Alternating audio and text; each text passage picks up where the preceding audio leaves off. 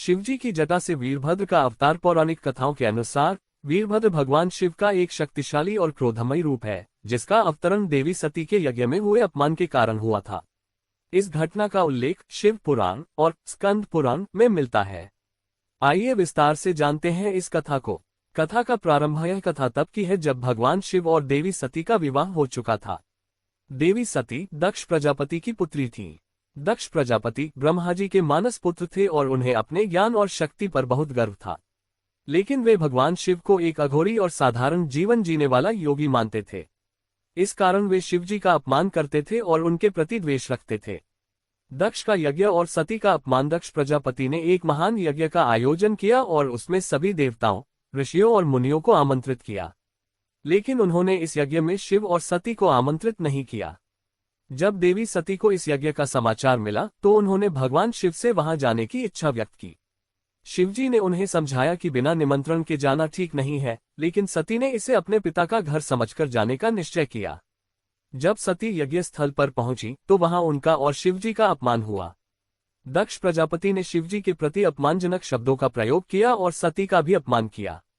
ये देखकर सती अत्यंत क्रोधित हो गईं और उन्होंने अपने पिता को श्राप दिया कि इस यज्ञ का विध्वंस होगा। क्रोध और अपमान की भावना से भरी हुई सती ने यज्ञ वेदी में कूदकर आत्मदाह कर लिया। शिवजी का क्रोध और वीरभद्र का अवतार। जब भगवान शिव को सती की मृत्यु का समाचार मिला तो वे अत्यंत क्रोधित हो गए।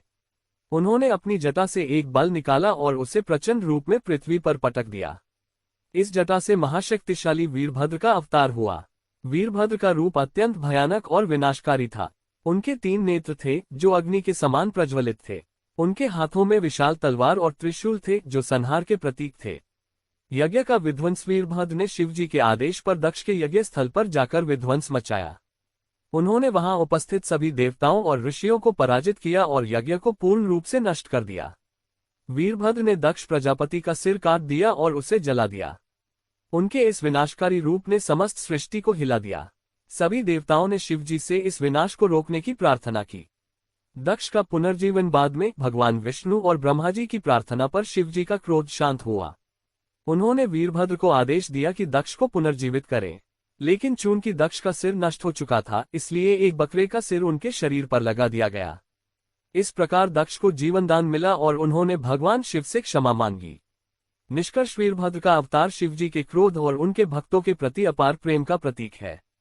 ये कथा हमें ये सिखाती है कि जब धर्म और सत्य का अपमान होता है तो ईश्वर स्वयं उसे संरक्षित करने के लिए अवतार लेते हैं। वीरभद्र का अवतार ये दर्शाता है कि शिवजी का क्रोध केवल विध्वंसकारी ही नहीं बल्कि न्यायसंगत भी है, जो अधर्म का नाश करता है और धर्म की स्थापना करता है।